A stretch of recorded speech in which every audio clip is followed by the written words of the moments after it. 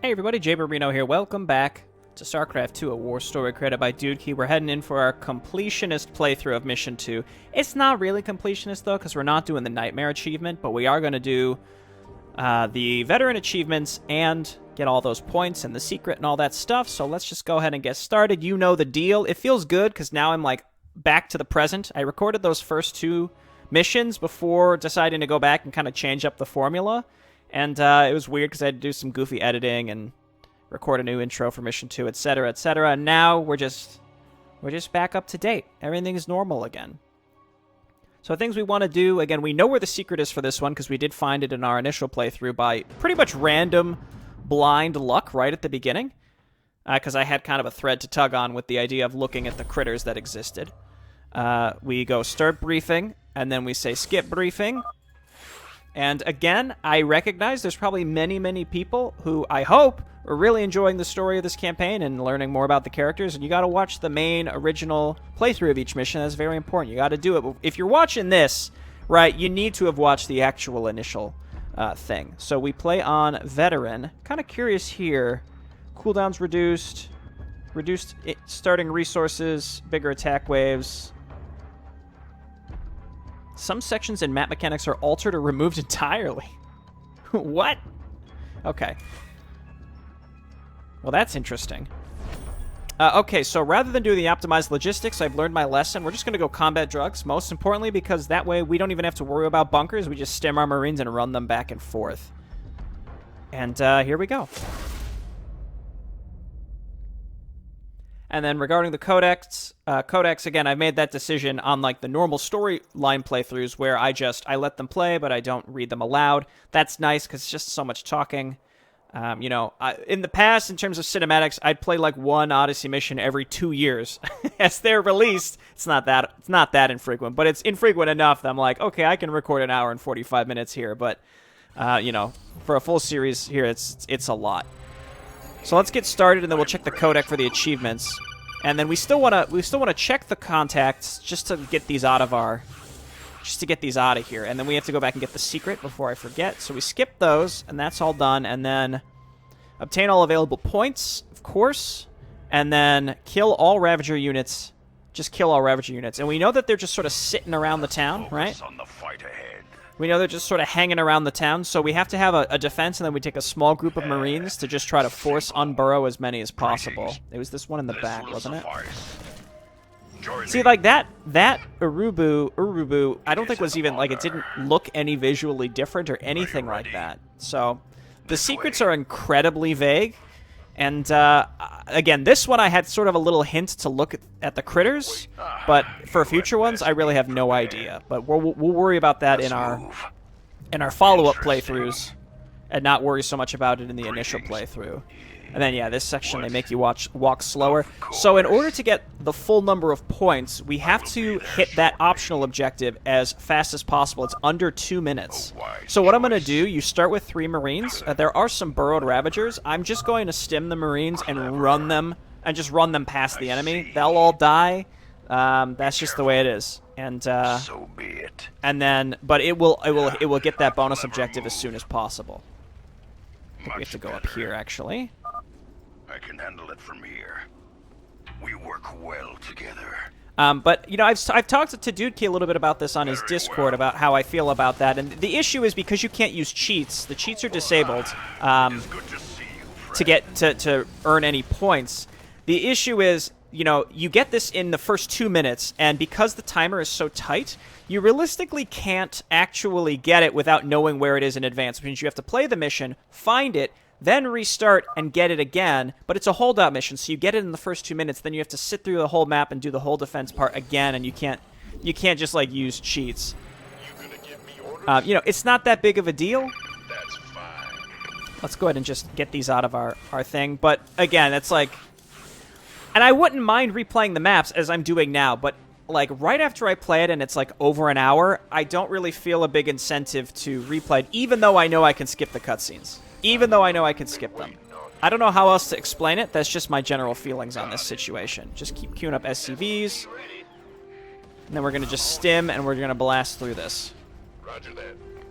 Why not? There we go, and there's the 2 bonus points.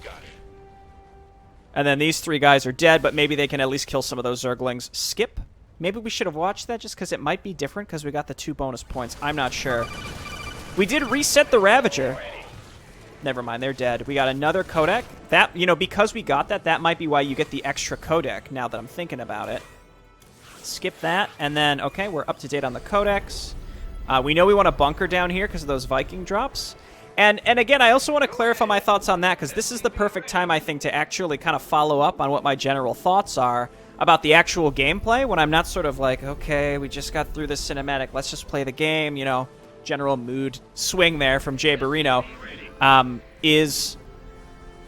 My general thought on it is, again, there's some fog of war down here, but you have this codec and all this dialogue and text where, you know, you want to give like semi-tips to the player if they're observant, but maybe you should have one where Crowder's like, hey, we have word that there's enemy air units in the vicinity, right? I don't want to be told, look out, there's Vikings coming in right now. No, it's not like that. It's more like, again, there's literally nothing that could indicate that those are coming in. Again, it's not that big of a deal. Let me stress that. It's not a big problem. But, you know, I would have preferred, you know, because then the player has to decide, well, is it worth the risk to lay down a bunker? Or maybe you might put a bunker up here and it's not in the right spot, but at the very least you have some Marines that are just there. You know, there's a number of things that you could do without making it obvious that there's an incoming attack, is my general thought. One thing I also didn't point out that I was thinking of last time, but again, just sort of slipped my mind in the midst of everything going on, is I noticed that every map has a different soundtrack, which I think is great. Add-on complete. I think each one having like its own kind of hand-picked soundtrack is really nice. Okay, now they come from the top, and I believe we are needed to take out this attack, right? Because the one Frenzy Hydralisk is not quite enough. I have 5 guys, which may or may not be enough. This is the one where they decide to come into our base as well. But we have Stimpack, so that's the good stuff. So we'll worry about kind of cleaning up the Zerg later. Yeah, whatever. I think for now, let's just keep getting saturated, getting upgrades, getting more Marines. That can be a reactor. I think I want to get a 3rd barracks as well, without walling them in. Upgrade complete. Right, and now we can stim to heal ourselves. Ravagers outside of the town, etc., etc. And they, again, so Shattered Hand comes from a variety of directions, but we don't want to necessarily trigger all the Ravagers in the city to go and respond to it until we have more Marines. Okay, and then we hit that. Add-on complete. Okay, and I'll get my 2nd gas set up, but I'm probably not going to use it right away. And those Vikings don't come till quite a bit later in, so I'm not too worried about it now. Again, I don't even think I'm going to worry about bunkers in this case. We're just going to stim our Marines. I mean, the bunkers can absorb some heat, but I don't want them to path block. I just want to get a nice concave for my Marines, and we'll be good to go. I will go ahead and get a tech lab, because that Goliath upgrade's pretty neat. But I'm kind of curious to see what other interchangeable upgrades will be given to us. Yeah, I guess we'll go ahead and get that set up, and then Marines, please. Add-on complete. So let's quick save, because we're all up to date, I believe, on the codec. Yes, somewhere we're getting pinged because enemies are coming in. We're here. Dude, that extra speed is really nice, and exactly why we don't need to rely on bunkers. Complete. And the fact that we get the better upgrades as well, they're a little more expensive, but that, again, I think just makes it so, like, as this group, as Brotherhood of Taurus, as I had said last mission, or in my last completionist-type playthrough for Mission 1, I had talked about how I interpret Brotherhood of Taurus as being not necessarily aggression-focused, but definitely damage output-focused, right? The Goliaths have that super fast attack speed thing, and then like a very like mobility focus and attack focus, and then we have the upgrades that give us more benefit as well. I guess I don't fully understand why vanadium plating is included in this, but you know, it's fine. Okay, we get a bunker down here for the future. Again, we're building it a little earlier than we need it, but that's fine. And eventually we're going to need to start splitting up our Marines as well.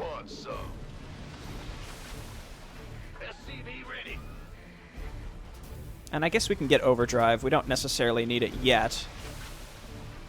But yeah, if we want to make more Goliaths, we're going to need probably all this gas saturated. Which is fine. And this map is relatively short. That timer is not particularly long, but again, a lot of it comes down to it. The maps, it feels longer because of all the, you know, the cinematics, which, again, what I'm really hopeful that there are people that are actually really enjoying those. And I'm not saying I don't enjoy them. I just think that there are times when I'm watching them and I'm just like, please, like, begin the process of wrapping this up. But again, my goal is not to constantly harp on that. But it is interesting how I want to highlight that it does actually change my general view and feelings on the map. Orders received. Sure thing. Okay, and yeah, we want him to hit some of the Zerg. You know what? I'm going to force you to kill that Roach, too. Okay, and then we clean you up. And then we can kill some of these. Again, my goal isn't to necessarily have to kill all the Ravagers in the town before we can use them to kill some of the Forged Hand. That's kind of like the Nightmare achievement as well. But I think at this point we might as well, so that we can rally around to the town effectively. Then we're going to start getting Goliaths.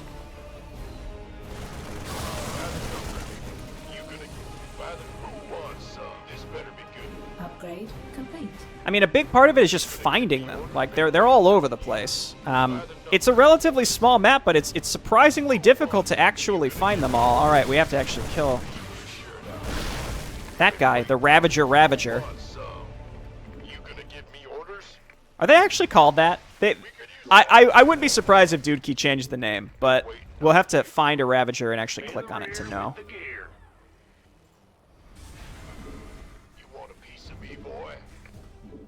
Okay, looking good. Watch those Vikings coming from a different direction. So on Nightmare, I just imagine the enemy attacks are much larger. Though I'm gonna be honest, I really can't be sure about that. Complete. Okay, they just came from the upper right. They may very well come from the same direction multiple times. Never mind, they're coming from down here. Let them engage that.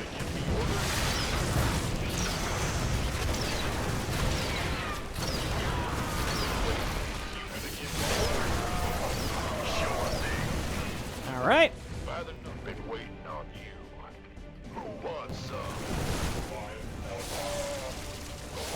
And again, I am kind of ruining my chances for letting these Zerg kill the Shattered Hand for me, but I think that's okay. Just keep making Marines and Goliaths. And once again, like, the fact that I know how the map works, I can just absolutely smash it, which is a good feeling. But at the same time, this kind of ties into the whole optional objective and there being like a time bonus, making it kind of feel silly.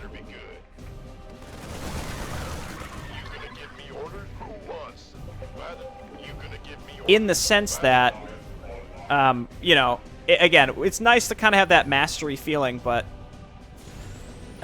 then you have to kind of sit through the timer. But then again, as a separate follow-up, the map really isn't that long, so... Okay, then down here, just keep rotating.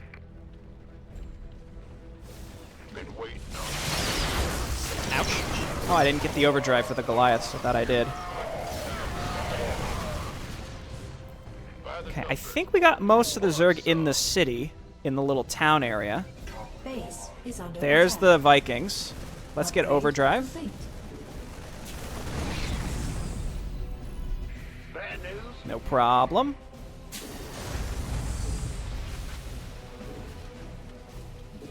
Not enough minerals. I think we actually found all the Zerg in the city, and where we're probably missing it are... I know there's a group in here that the Forge... I want to call them Shattered Hands. This is not Warcraft. That they actually eventually have detection. I don't know what unit they have that has detection, but they eventually will kill that. Okay. And then when that gets mined out, what we can do is bring those SCVs up to repair Goliaths. And we can start splitting our forces so that we don't have to run around as frequently. You're gonna get me armed and ready.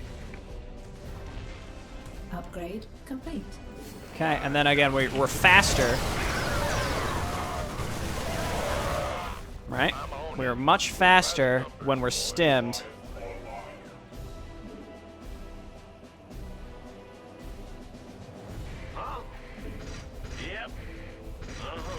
Right. It's interesting how the supply... I mean, a 25% cost increase for supply depots is... It feels like a lot, but again, they are instant, so... I don't know, I'm kind of two minds there. Like, it's obviously really good, but... I think what we do is kind of camp a group here, so that it can kind of pivot between these two. I'm going to quick save now, because we have 9 minutes left. It's a fast 9 minutes. It's a fast 9 minutes. Because it's in-game time. So we can always reload here. Let's also check our codec. Nope. Okay, I think we've got all of those. I also really like how the codec freezes the game, but everything immediately goes like it doesn't cancel any pathfinding. It doesn't stop any harvesting. Nothing like that. So I really appreciate that. That's fine. Okay, this group wants to come around this way. No, it doesn't. Pick a lane. We're zapped. What is that? This unit is its armor reduced. I'm not sure what actually threw that spell. I have no idea. We got a lot to learn.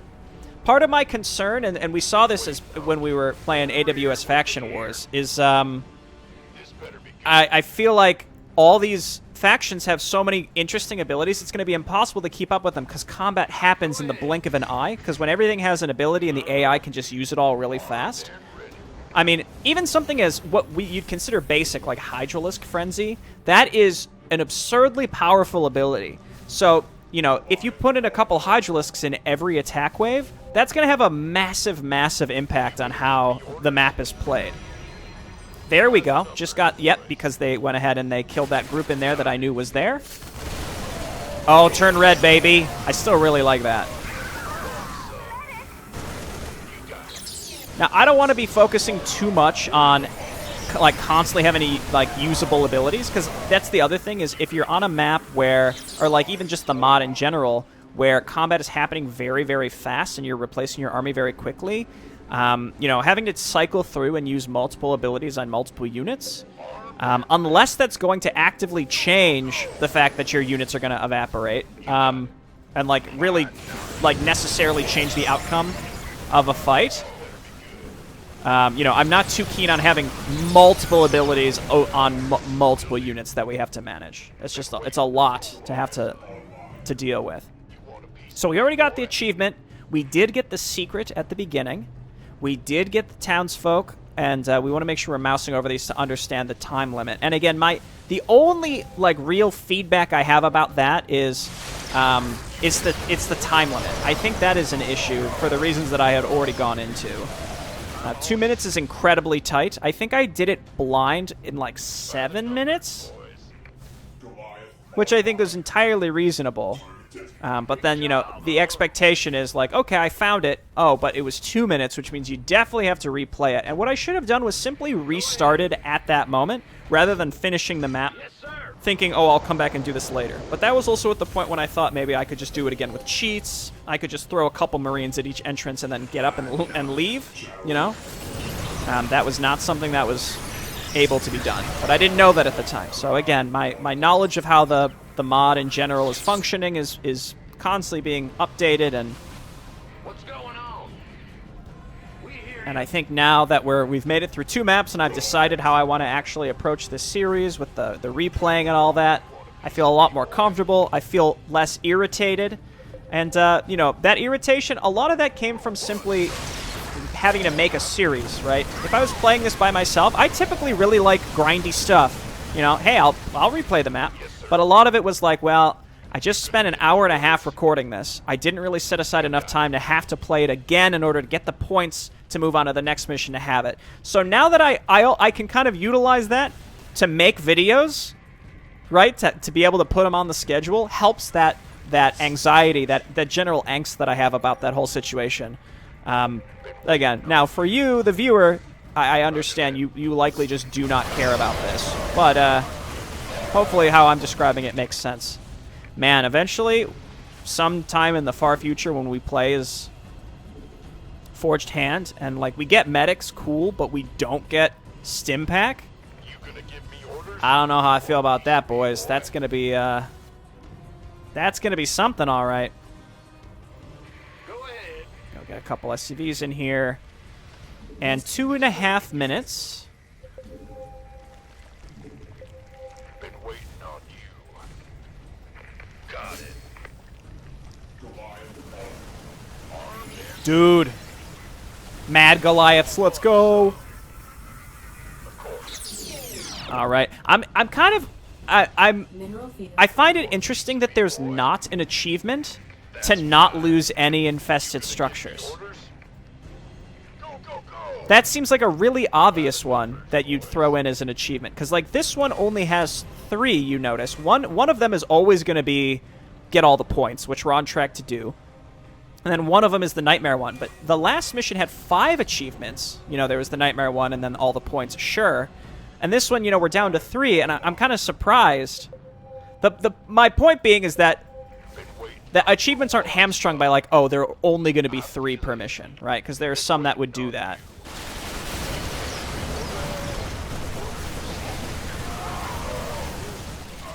Where they're like, well, we can only have 3, so we're going to do the 3 that we think are most interesting. But my point being is that the last mission has proven to us that there is no artificial limit to the number of potential achievements that are available. So, again, I guess now, coming back full circle, I am subsequently surprised that there isn't one to just make sure that none of the residents get destroyed.